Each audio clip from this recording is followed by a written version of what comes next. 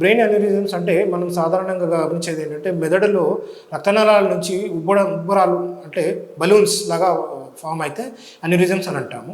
ఈ అన్యూరిజమ్స్ వచ్చిన వాళ్ళకి మనం సాధారణంగా గమనించేది ఏంటంటే సడన్గా అంటే నార్మల్గా ఉన్న వ్యక్తికి సడన్గా తలనొప్పి రావడము, మెడ నొప్పి రావడము, కొంతమందిలో ఫిట్స్, కొంతమందిలో పక్షవాత లక్షణాలు కూడా గమనించడం జరుగుతుంది. ఇది ఎందుకు అవుతుంది అంటే మామూలుగా ఉండే రక్తనాళాలు నార్మల్గా లేనప్పుడు ఆ బలూన్ లాంటి వచ్చినప్పుడు అన్యూరిజమ్స్ అని అంటాము.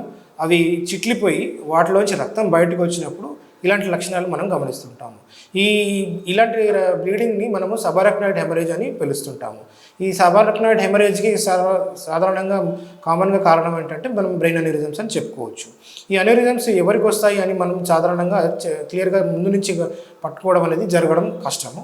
వచ్చిన వాళ్ళకి మాత్రం ఈ సబారక్నాయిడ్ హెమరేజ్ అనే బ్లీడ్తో వస్తారు కాబట్టి సిటీ స్కాన్ చేయిస్తే మనకు బ్రెయిన్లో ఉన్న బ్లీడింగ్ని బట్టి ఈ కారణం ఉండొచ్చు అని గమనించవచ్చు. ఈ సబారక్నాయిడ్ హెమరేజ్తో వచ్చిన వాళ్ళకి సాధారణంగా మనం యాంజియోగ్రామ్ చేస్తాము.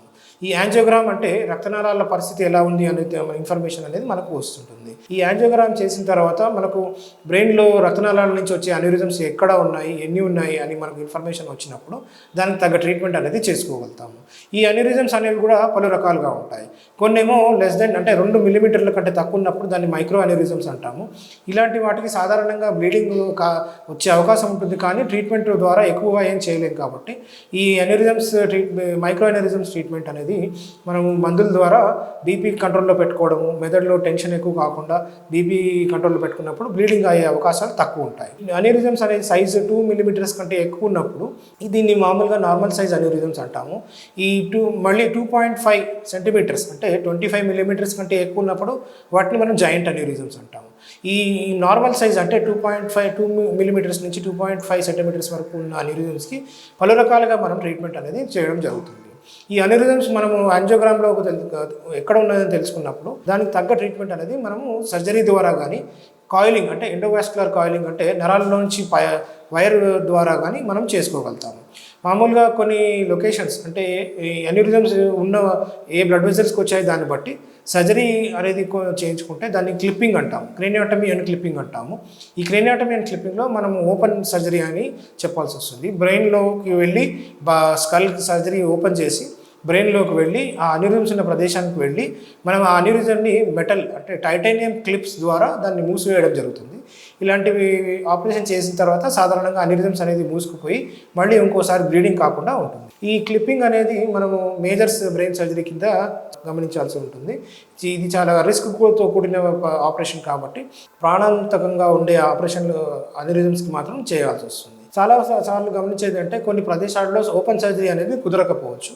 ఇలాంటి ప్రదేశాల్లో మనం సామాన్యంగా ఎండోవాస్కులర్ కాయిలింగ్ అంటే రక్తనాళాలతో ద్వారా వైర్ని అనేది పాస్ చేసి ఆ అన్యూరిజంలోకి కాయిల్స్ అంటే ప్లాటినం కాయిల్స్ అనేవి మనము దాంట్లో అమర్చినట్టయితే ఆ అన్యూరిజం అనేది మూసుకుపోయి దానిలోంచి మళ్ళీ బ్లీడింగ్ కాకుండా మనం ట్రీట్మెంట్ అనేది చేసుకోగలుగుతాము.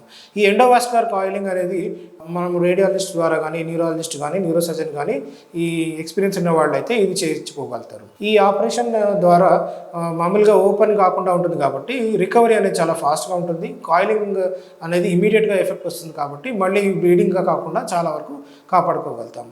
ఈ కాయిలింగ్లో కూడా కొంచెం రిస్క్ ఉంటుంది కాబట్టి ఈ రిస్క్ అనాలిసిస్ చేసుకొని డిసిషన్ తీసుకొని మరి ఈ ప్రొసీజర్కు మనం చేయించుకోవాల్సి వస్తుంది. ఈ అన్యూరిజం కాయిలింగ్ తర్వాత కూడా కొన్నిసార్లు మళ్ళీ అన్యూరిజం అనేది పెరిగే అవకాశం ఉంటుంది కాబట్టి ఈ కాయిలింగ్ అయిన తర్వాత కూడా ప్రతిసారి సంవత్సరానికి ఒకసారి కానీ సిటీ యాంజియోగ్రామ్ కానీ చేయించుకున్నట్టయితే మనం చేసిన కాయిలింగ్ అనేది కరెక్ట్గా ఉందా లేదా, మళ్ళీ ఏమైనా అన్యూరిజం అనేది మళ్ళీ పెరుగుతుందా లేదా అని మనము మానిటర్ చేసుకోగలుగుతాము. ఈ కాయిలింగ్ అయిన వాళ్ళకి కూడా ఈ బీపీ స్ట్రిక్ట్గా కంట్రోల్ చేయించుకోవడము, మందుల ద్వారా కరెక్ట్ లెవెల్లో మెయింటైన్ చేసుకోవడము, ఈ అంటే ఫిట్స్ కొంతమందికి బ్రెయిన్లో బ్లీడింగ్ వచ్చిన వాళ్ళకి ఫిట్స్ కూడా వస్తాయి కాబట్టి ఈ యాంటీ ఎపిలెప్టిక్ ట్రీట్మెంట్ కూడా వాడుకుంటే ఈ మరి నార్మల్గా ఉండే అవకాశం చాలా ఎక్కువ ఉంటుంది. ఒక్కసారి అన్యూరిజం వచ్చిన వాళ్ళకి మళ్ళీ జీవితంలో కూడా మళ్ళీ ఇంకొకసారి వచ్చే అవకాశం ఉంటుంది కాబట్టి ఫాలో అప్ యాంజియోగ్రామ్ అంటే ఒకసారి సర్జరీ అయితే మళ్ళీ రాదు అనుకోకుండా మళ్ళీ ఈ సంవత్సరం 2 సంవత్సరాలకు ఒకసారి చేయించుకున్నట్టయితే మనకి ఈ అన్యూరిజమ్స్ అనేది కొత్తగా ఉన్నా కానీ మైక్రో అన్యూరిజమ్స్ ఉన్న వాళ్ళకి ఆ అన్యూరిజం సైజ్ పెరగడం వల్ల కానీ గమనించి దానికి తగ్గ ట్రీట్మెంట్ చేయించుకున్నట్టయితే మనకు ఫ్యూచర్లో అనేది అన్యూరిజం బ్లీడింగ్ అనేది చాలా తక్కువగా ఉంటుంది. మనం గమనించాల్సిందంటే జాయింట్ అన్యూరిజమ్స్ అని చెప్పాను కదా, ఇప్పుడు దానికి కొన్ని మామూలుగా చేసే సర్జరీస్ కానీ కాయిలింగ్ కానీ అప్పుడప్పుడు చేయరాదు కాబట్టి ఈ స్టెంట్ అసిస్టెడ్ కాయిలింగ్ అని చేయాల్సి వస్తుంది. ఈ కాయిలింగ్ ఆ జాయింట్ అనిరిజమ్స్కి బ్లీడింగ్ ఒకటే కాకుండా నరాల మీద ప్రెషర్ అంటే బ్రెయిన్లో ఉన్న క్రేనియల్ నర్వ్స్ అనేది డ్యామేజ్ అయ్యే అవకాశం ఉంటుంది.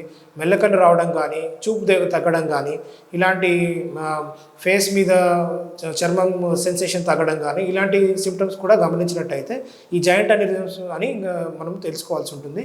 దానికి తగ్గ ట్రీట్మెంట్ అనేది చేయించుకోవాల్సి ఉంటుంది. ఈ అనిరిజమ్స్ కొంతమందికి మల్టిపుల్ అనిరిజమ్స్ అంటే ఒక చోట కాకుండా 2-3 రక్తనాళాలు కూడా వచ్చే అవకాశం ఉంటుంది. కాబట్టి ఈ మల్టిపుల్ అనిరిజమ్స్ ఉన్న వాళ్ళకి కాయిలింగ్ అనే సర్జరీ అనేది చాలా వరకు ఉపయోగపడుతుంది.